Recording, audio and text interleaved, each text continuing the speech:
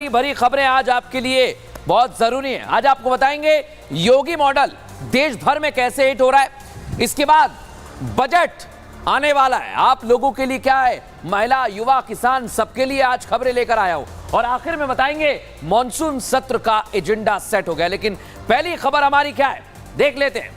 आज हम आपको बताने वाले हैं काशी में कौन सा नया नियम लागू किया गया है, सर्वदलीय बैठक में किसने उठाया पहचान का मुद्दा और आदेश पर हिंदू मुसलमान क्यों किया जा रहा है। लेकिन जैसा मैंने कहा, योगी मॉडल देश भर में हिट हो गया है क्योंकि देश भर में इसकी चर्चा की जा रही है दर्शकों। और अब भगवान भोलेनाथ के प्रिय महीने सावन की शुरुआत होने वाली है।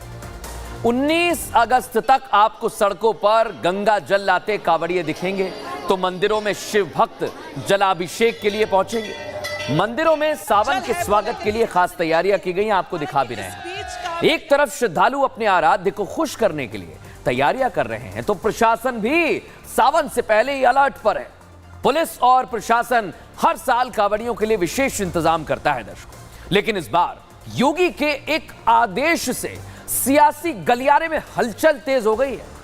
योगी ने कांवड़ यात्रा रूट पर मौजूद दुकानों पर पहचान पत्र या नाम बताने का आदेश दे दिया, बोर्ड पर जो आपको दिखा रहा हूं। लेकिन इसके बाद विपक्ष हमलावर हो गया है। जितना विपक्ष ने माहौल बिगाड़ने की कोशिशें की हैं, उतना ही योगी मॉडल सिर्फ उत्तर प्रदेश में ही नहीं बल्कि देश भर के दूसरे हिस्सों में हिट हो गया है दर्शकों। और यह बड़ी बात मैं इसलिए कह रहा हूं क्योंकि उत्तर प्रदेश के बाद उत्तराखंड की धामी सरकार ने इसे अपने प्रदेश में लागू किया।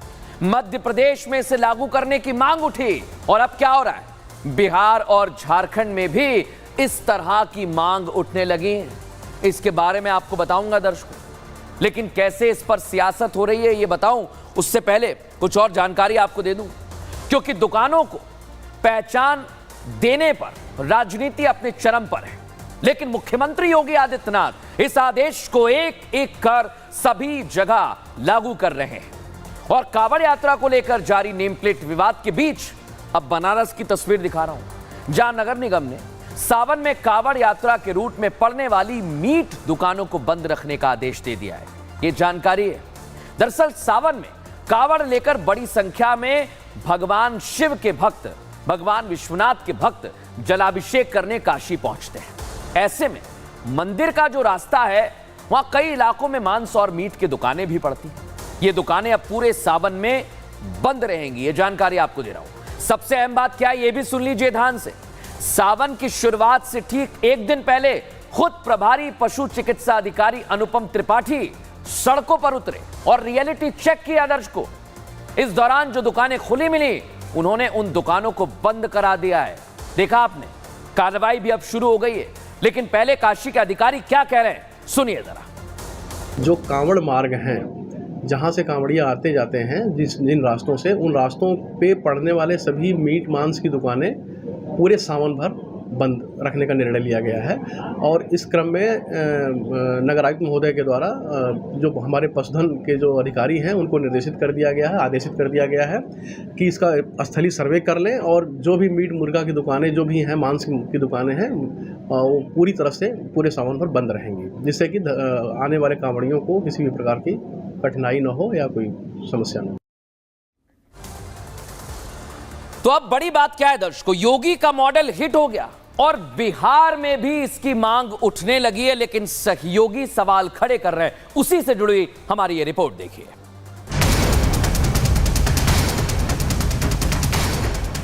कांवड़ यात्रा वाले रूट पर पड़ने वाले सभी होटल, दुकान, यहां तक कि ठेले पर भी उनके मालिकों का नेम प्लेट लगाने का आदेश अब पूरे उत्तर प्रदेश में लागू हो गया है।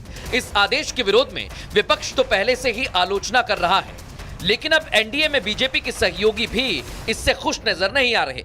जेडीयू और आरएलडी दोनों ही योगी सरकार के इस आदेश को पूरी तरह से गलत बता रहे हैं। जेडीयू नेता केसी त्यागी ने इसे पीएम मोदी के दिए नारे सबका साथ सबका विकास के उलट बताया। वहीं उन्होंने बिहार में इस आदेश को लागू करने की मांग पर यह साफ कर दिया कि बिहार और झारखंड में ये लागू नहीं होगा।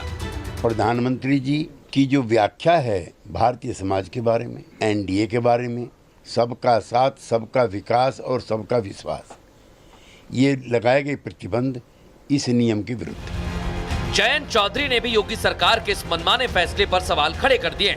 कावड़ लेने वाले और उनके सेवादार सब एक ही हैं और शुरू से यहाँ की परंपरा रही है। किसी ने ये नहीं देखा, किसी ने बैर नहीं किया कि हमारी सेवा कौन कर रहा है। लेकिन सर विपक्ष तो ये पहचान करके चिन्हित करने की जो बात है वो मेरी समझ में नहीं आ रही। पश्चिमी उत्तर प्रदेश में आरएलडी की राजनीति में मुस्लिम वोटर्स का अहम योगदान है। माना जा रहा है कि ऐसे में पार्टी को डर है कि ये फैसला कहीं ना कहीं राजनीतिक तौर पर उसको नुकसान पहुंचा सकता है। यही कारण है कि आरएलडी ने योगी सरकार के इस फैसले को वापस लेने की मांग की, लेकिन योगी सरकार अपने फैसले से पलटने वालों में नहीं, वो कोई भी फैसला बहुत सोच समझ कर लेती है। तो देख लिया दर्शकों आपने, सहयोगी कैसे सवाल उठा रहे हैं। लेकिन पहले मैं आपको अब बताने वाला हूं कि आज हमारे सामने दो केस आए। पहला केस बिहार से जुड़ा हुआ है। क्या मांग उठ रही है बता रहा हूं आपको। सावन शुरू होने से पहले बिहार में अब मांग उठी है दर्शकों। क्या? बीजेपी विधायक की योगी फॉर्मूला लागू करने की मांग सामने आ गई और बिहार की सियासत में संग्राम के आसार अभी से दिखने लगे। इस मांग से नीतीश की टेंशन बढ़ सकती है, यह हमारा केस कह रहा है। बिहार में एनडीए में तकरार बढ़ाने का कारण भी बन सकता है और सुल्तानगंज से झारखंड के देवघर तक यात्रा निकलती है, इसलिए बड़ा महत्वपूर्ण है क्योंकि हर साल सावन में लाखों भगवान शिव के भक्त जलाभिषेक करते हैं और यह मांग इसलिए खड़ी हो रही है। लेकिन अब केस 2 हमारा क्या कह रहा है। योगी सरकार के फैसले को अमल में लाए दुकानदार अपनी असली पहचान उजागर कर रहे हैं। उन्हें फैसला बढ़िया लग रहा है। आदेश के बाद दुकानदारों ने अपनी दुकान के नाम बदल दिए और काम धंधे में लग गए, कोई कमी नहीं है, उन्होंने यह भी कहा है। लेकिन सियासतदान क्या कर रहे हैं? राजनीति करने से बाज नहीं आ रहे दर्शक। समाजवादी पार्टी के अध्यक्ष अखिलेश यादव आदेश की आलोचना कर रहे हैं। बीजेपी समाज को हिंदू मुस्लिम में बांटना चाहती है, किसी का नाम लिखने से कैसे बढ़ गया। और यूपी में इस तरह से समाज में नफरत फैलाई जा रही है, इस तरह की बातें कह रहे हैं अखिलेश यादव। लेकिन दर्शकों, इस आदेश पर जब बांटने की बात आई तो साधु संत भी मैदान में आ गए। सुनिए जरा देवकीनंदन ठाकुर क्या कह रहे हैं। ये नियम बहुत जरूरी है। कावड़िया जो लोग हैं उनके व्रत का, उनके नियम का पालन रहे, उनके आहार का शुद्धिकरण। वेद कहते हैं आहार शुद्ध हो, आहार शुद्ध होगा तो पूजा लगेगी। इसके लिए बहुत ज्यादा जरूरी है। और जो लोग इस पर राजनीति कर रहे हैं उनसे हमारा आग्रह है, आप भारत में राजनीति कर रहे हैं, आप हिंदुओं के खिलाफ मत बोलिए। यह मुद्दा यहां पर खत्म नहीं हुआ है दर्शकों, यह मुद्दा सर्वदलीय बैठक तक चला गया है, सोचिए आप। और अब मैं आपको बताने वाला हूं, सर्वदलीय बैठक हुई तो क्या हुआ उसमें। उत्तर प्रदेश सरकार के इस फैसले का कोई स्वागत कर रहा है तो कोई अपने नफे नुकसान के हिसाब से इसे सियासी एंगल दे रहा है और आदेश के विरोध में उतर आया है। जबकि यह कोई पहली बार नहीं है दर्शकों जब योगी सरकार ने कांवड़ियों की सुरक्षा के लिए कोई कदम उठाया हो।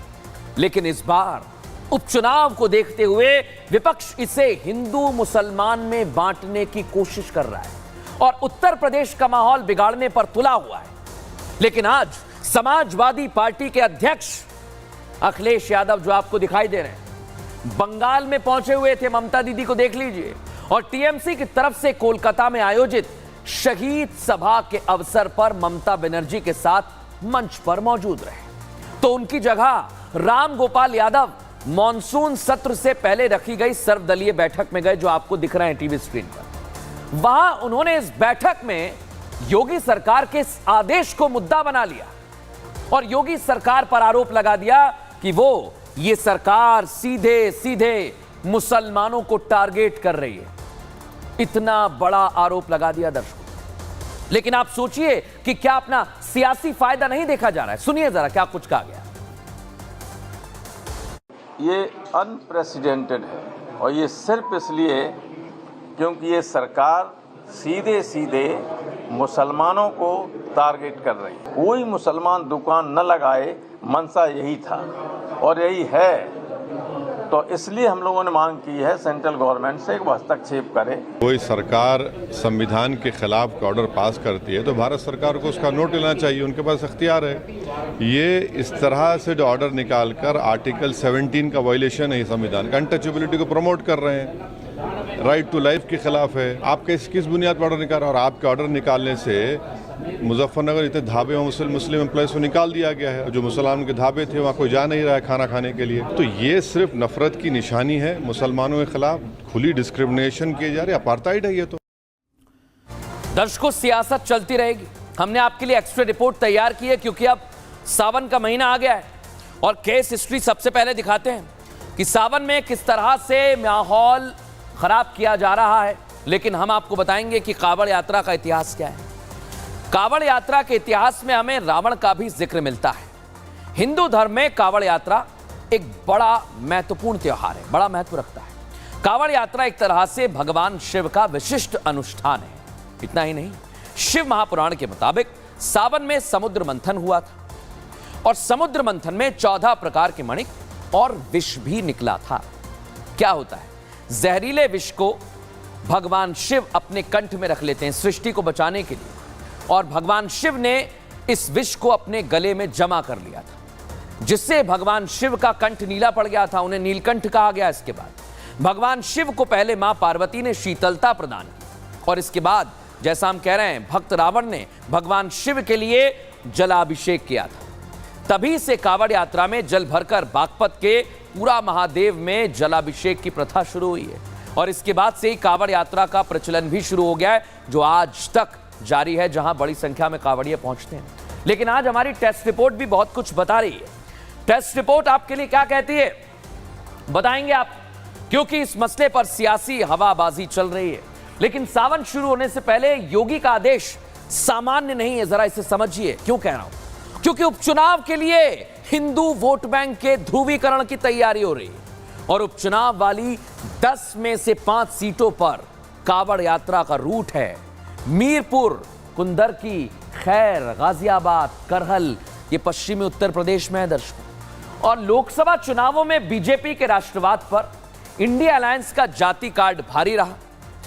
दलित और पिछड़ा वोट बैंक बीजेपी से छिटक गया है, खुद बीजेपी मानती है। अब कांवड़ियों में बड़ी संख्या में दलित भी हैं, पिछड़े भी हैं, हर वर्ग के युवा होते हैं दर्शकों। लेकिन बड़ी बात क्या है, आदेश से बीजेपी की हिंदुत्व की राजनीति को धार मिलेगी और पिछड़े और दलित के साथ हिंदू वोट फिर बीजेपी के पास आ जाएगा। ये कोशिश नजर आती है, लेकिन विपक्ष इसमें धर्म देख रहा है, बांटने की सियासत कर रहा है। फाइनल रिपोर्ट हमारी क्या कहती है, आपके लिए हमने फाइनल रिपोर्ट भी तैयार की है। फाइनल रिपोर्ट बता रही है कि पश्चिमी उत्तर प्रदेश में 55 लाख कांवड़िए आने का अनुमान है। यूपी के 6 जिलों में 55 लाख कांवड़िए पहुंच सकते हैं, ये आंकड़े बता रहा हूं आपको दर्शकों।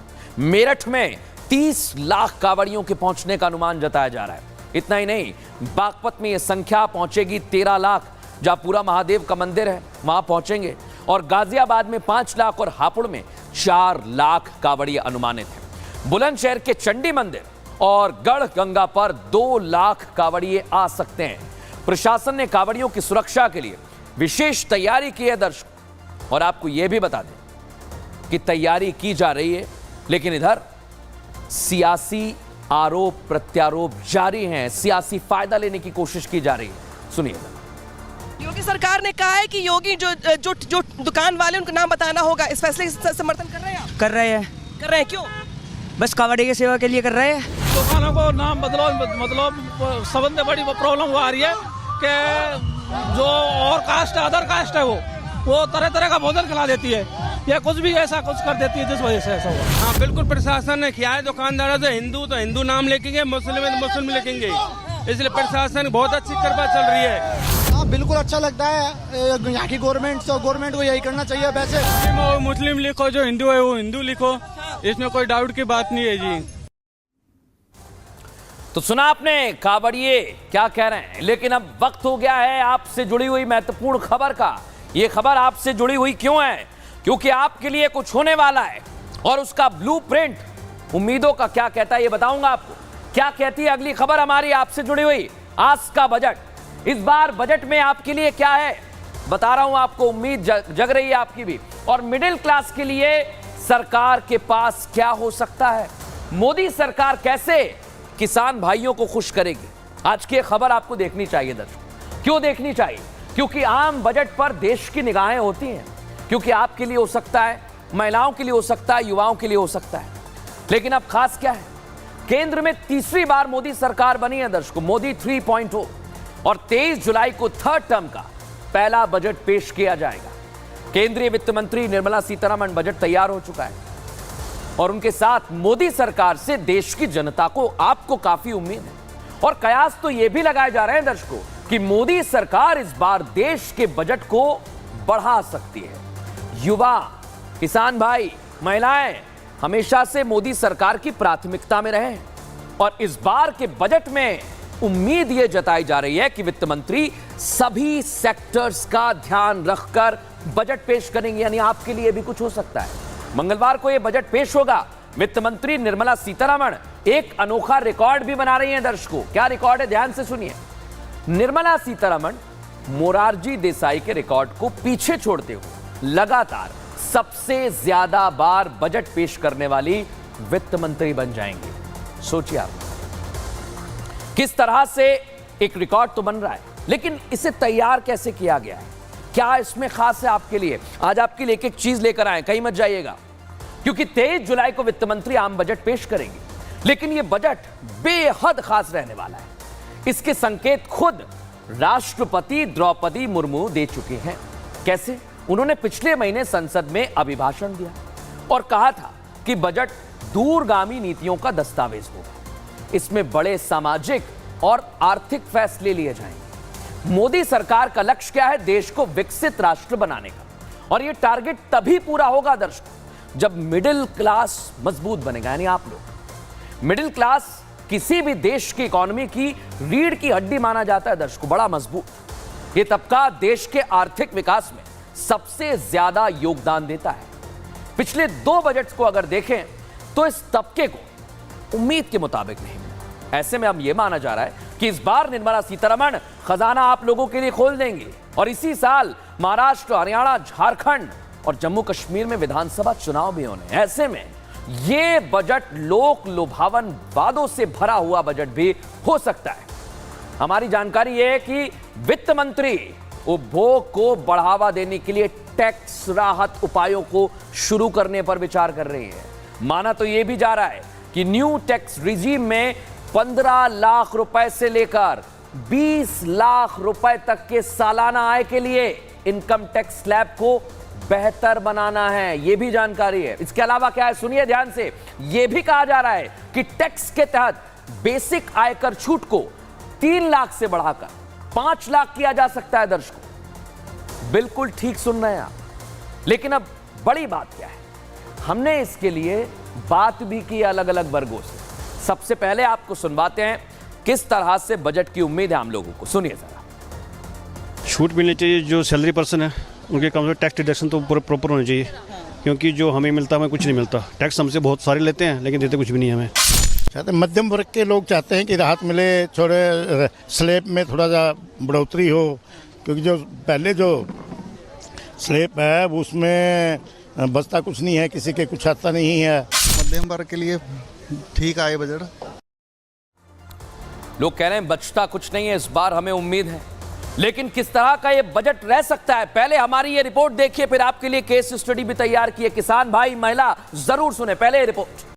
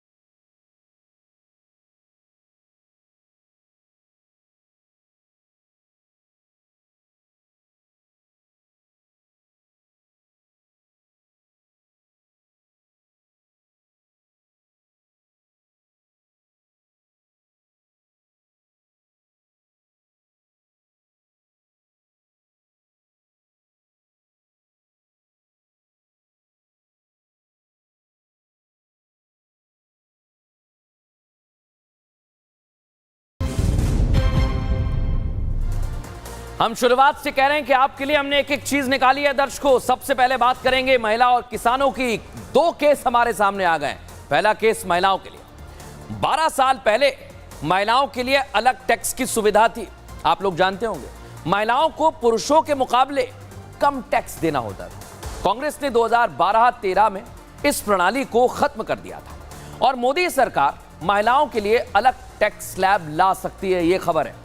नई कर व्यवस्था में 7 लाख तक कोई टैक्स नहीं देना होगा।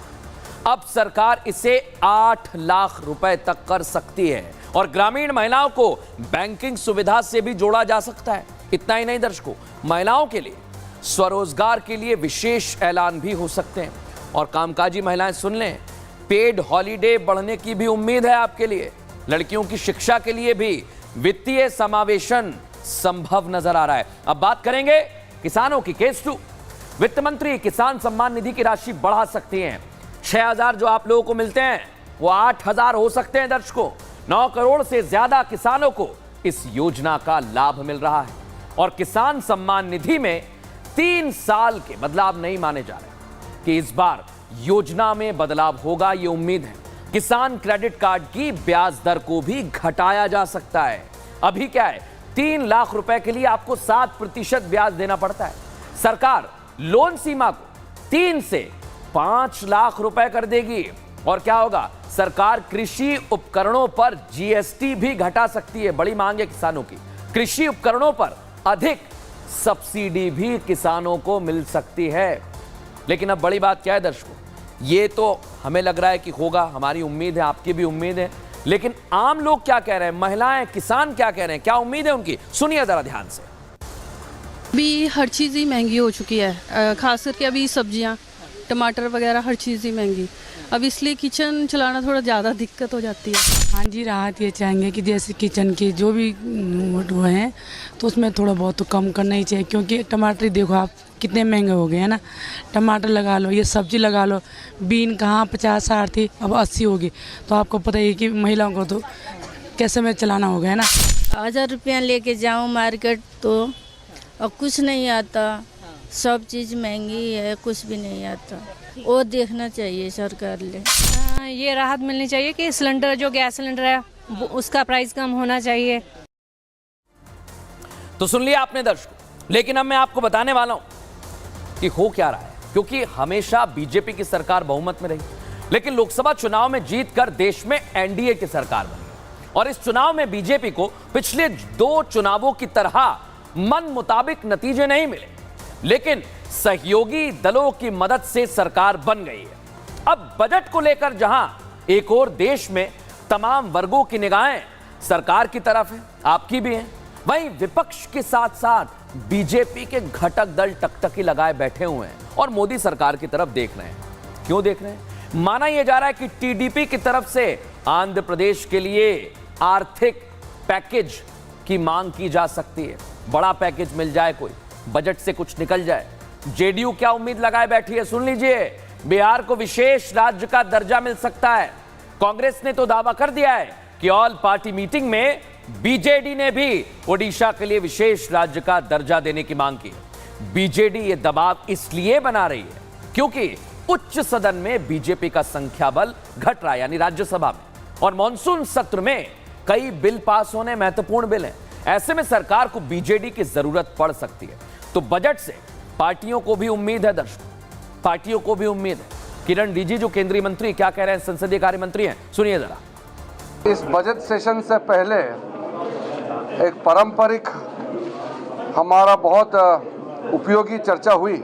हमने डिटेल में सारा पॉलिटिकल पार्टी के फ्लोर लीडर से उनका मत को लिया, सुझाव को लिया, हमने नोट किया और आग्रह भी किया कि हम मिलके बजट सेशन को अच्छी तरह से हम चलाएंगे। आपके लिए हमने बजट पर फुल एक्स्ट्रा रिपोर्ट तैयार की है, कहीं मत जाइएगा, क्योंकि आपको दिखा रहा हूं सबसे पहले केस हिस्ट्री क्या कहती है। केस हिस्ट्री आपको दिखाते हैं बजट को लेकर क्या मिला। वित्त मंत्री ने 1 फरवरी को अंतरिम बजट पेश किया था। आपसे क्या वादा किया था बता रहा हूं आपको, भूल गए होंगे आप, क्योंकि 2024-25 के लिए खर्च का लक्ष्य रखा गया था 47 लाख करोड़ से ज्यादा। 2023-24 में पेश किए गए बजट में अनुमान से 6% अधिक था ये, और इस खर्च में 30% हिस्सा ब्याज के भुगतान का था। दर्शकों, सरकार ने जो कमाया उसका 40% ब्याज भरने में जाना था। सरकार की कमाई में 12% बढ़कर 30 लाख करोड़ जताई गई उम्मीद थी। और प्रधानमंत्री आवास योजना ग्रामीण के तहत बड़े ऐलान भी किए गए थे। दर्शकों, भूलिए मत आप, अतिरिक्त 2 करोड़ नए घर बनाए जाने का ऐलान किया था। साथ ही साथ मिडिल क्लास को घर बनाने में मदद के लिए भी नई योजना का ऐलान किया गया था।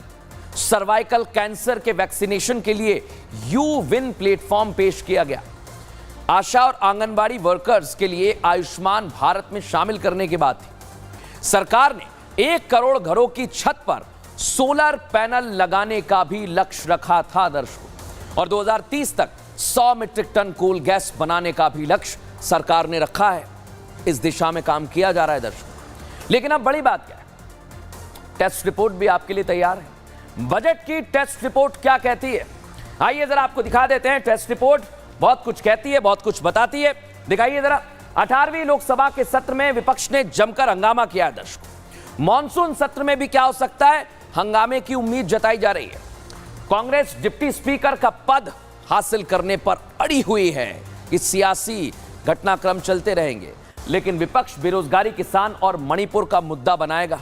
इतना ही नहीं, रेल हादसा, नीट और आतंकवाद पर भी हंगामा संभव है। संसद में पेश होने वाले बिलों पर विपक्ष अड़ंगा भी लगा सकता है। इसलिए नंबर्स का गेम बड़ा कठिन है। सरकार की तरफ से विपक्ष से अपील भी की गई है। क्या कहा गया, संसद को सुचारू रूप से चलने दिया जाए ताकि आप लोगों के काम हो सके। सरकार ने जरूरी मुद्दों पर चर्चा का भरोसा भी विपक्षी पार्टियों को दे दिया है, लेकिन उम्मीद की जा रही है हंगामे की। लेकिन हमारी फाइनल रिपोर्ट क्या कहती है, आइए जरा आपको दिखाते हैं। फाइनल रिपोर्ट आपके लिए हाजिर है। बजट में हर तबके को खुश करने की कोशिश होगी। दर्शकों, आपके लिए भी कुछ अच्छा हो सकता है। वित्त मंत्री किसानों के लिए पिटारा खोल सकती हैं, और इतना ही नहीं, कुछ और फसलों पर एमएसपी भी सरकार दे सकती है। साथ ही साथ मध्यम वर्ग को टैक्स में छूट देकर राहत की संभावना भी बता रही है हमारी फाइनल रिपोर्ट। और एटीसी और एटीडी में छूट मिल सकती है। कर्मचारी समझ गए होंगे बेहतर इस बात को। बेरोजगारी और महंगाई कम करने पर भी फोकस रहेगा सरकार का, इसको कंट्रोल किया जाए। हेल्थ सेक्टर के लिए विशेष घोषणा भी संभव है, ये अभी बता रही है हमारी फाइनल रिपोर्ट। लेकिन अब आपको बताएं दर्शकों, इसको लेकर आम लोग क्या कह रहे हैं, सुनिए जरा।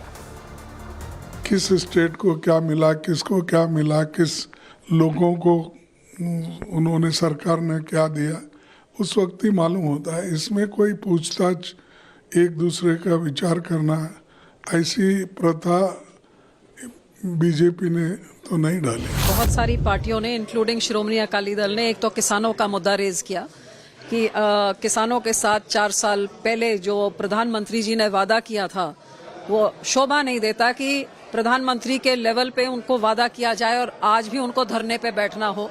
तो किसानों के मुद्दों को एड्रेस करना चाहिए। जेडीयू के नेता, बहुत सारे लोग कह रहे हैं कि नहीं, हम लोग का एजेंडा है और हम लोग तभी कहने का मतलब सेंट्रल को सपोर्ट किए हैं, उन लोगों ने कहा है। इस प्रकार से बातें होती हैं।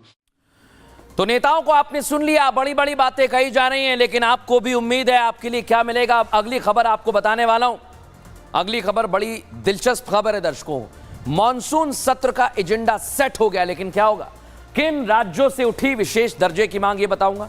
डिप्टी स्पीकर पर क्या नतीजा निकला है, और सर्वदलीय बैठक में विपक्ष की मांगों का पूरा एक्सरे हमने किया है दर्शकों। बड़ी बात, अभी तक आपने पिछला सत्र भूले नहीं होंगे, जब शपथ हुई थी उसके बाद कितना हंगामा हुआ था, ये किसी ने नहीं अभी तक भूला होगा। सबको याद होगा क्या क्या हुआ था। लेकिन दर्शकों, संसद के मॉनसून सत्र और बजट से पहले आज पार्लियामेंट हाउस में सरकार की तरफ से ऑल पार्टी मीटिंग हुई, सर्वदलीय बैठक। राजनाथ सिंह की अध्यक्षता में यह बैठक हुई। इस बैठक में बीजेपी समेत 44 पार्टियों ने हिस्सा लिया दर्शकों। कई केंद्रीय मंत्री भी इसमें शामिल हुए, और विपक्ष की तरफ से कांग्रेस, आम आदमी पार्टी, एआईएमआईएम असदुद्दीन ओवैसी की पार्टी, वाईएसआरसीपी समेत दूसरी पार्टियों ने हिस्सा लिया। इस बैठक के बाद यह तो तय हो गया है, साफ हो गया कि आने वाले दिनों में संसद में जोरदार हंगामा हो सकता है। नीतीश कुमार ने एक तरफ जहां मोदी सरकार की टेंशन को बढ़ा दिया है, तो दूसरी तरफ बजट से पहले हुई सर्वदलीय बैठक में कई ऐसे मुद्दे भी उठे जिससे संसद के हंगामेदार होने की आशंका बहुत ज्यादा बढ़ गई है दर्शकों। जबकि सर्वदलीय बैठक मॉनसून सत्र के संसद अच्छे से चलने के लिए बुलाई जाती है ताकि सब बैठ के बात कर लें कि कोई हंगामा नहीं होगा, लेकिन विपक्ष और सरकार के बीच कुछ मुद्दों को लेकर हमेशा टकराव की स्थिति बनी रहती है। ये नहीं जाने वाला, इसलिए संसद में हंगामा होता है और सत्र ठीक से नहीं चल पाता है। लेकिन आज जो मुद्दे विपक्ष ने उठाए दर्शकों, वो आपको सुनने चाहिए, क्योंकि उन्हें देखकर ऐसा लगता नहीं है कि मॉनसून सत्र शांति से बीतेगा।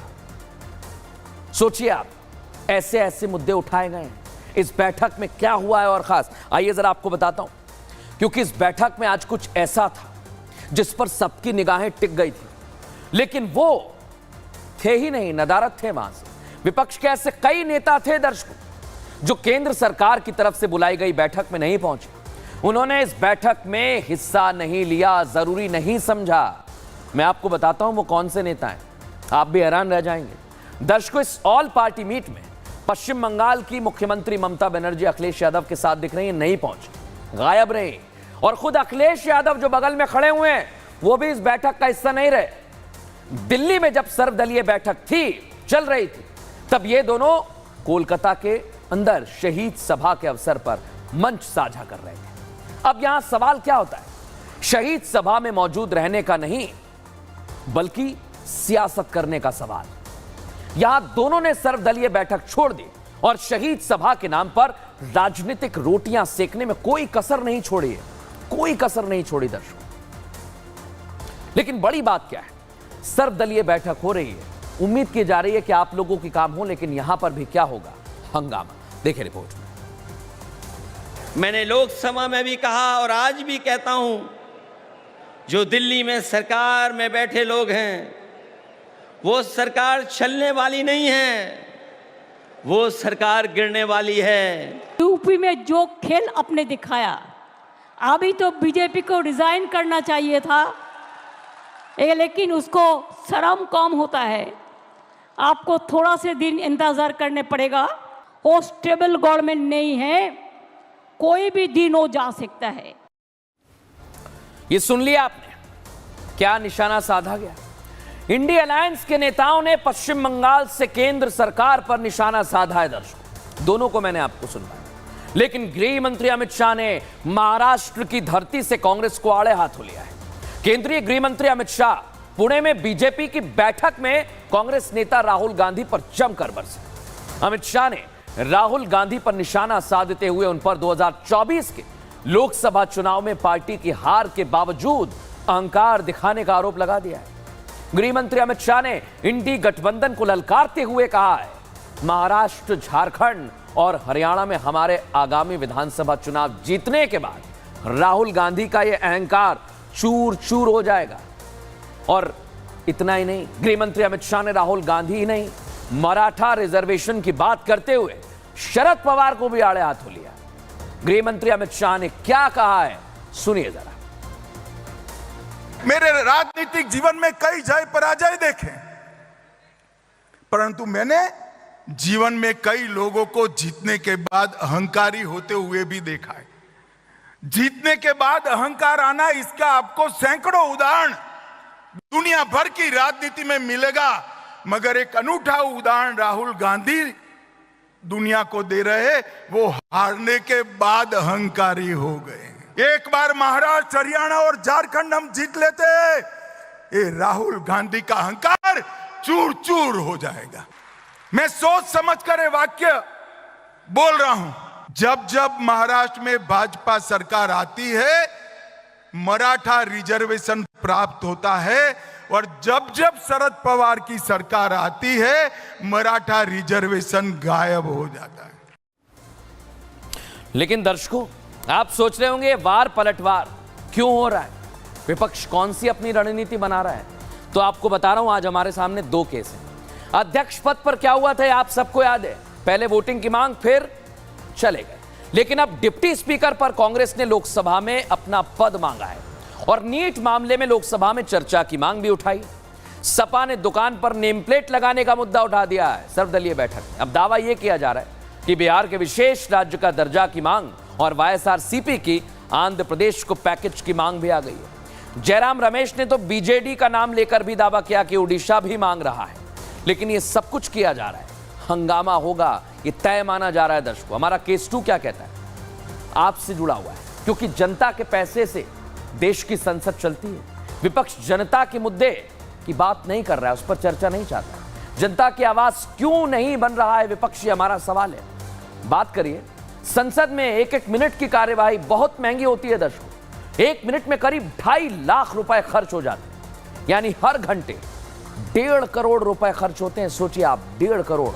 ये खर्च सांसदों को मिलने वाली सैलरी और अलाउंस, सचिवालय स्टाफ की सैलरी है, सुविधाएं हैं, सांसदों की सुविधाएं हैं, वो आपके पैसे से मिल रही है। और हंगामे की वजह से कार्यवाही रुक जाती है, होती ही नहीं है, संसद स्थगित करना पड़ती है। नुकसान किसका होता है?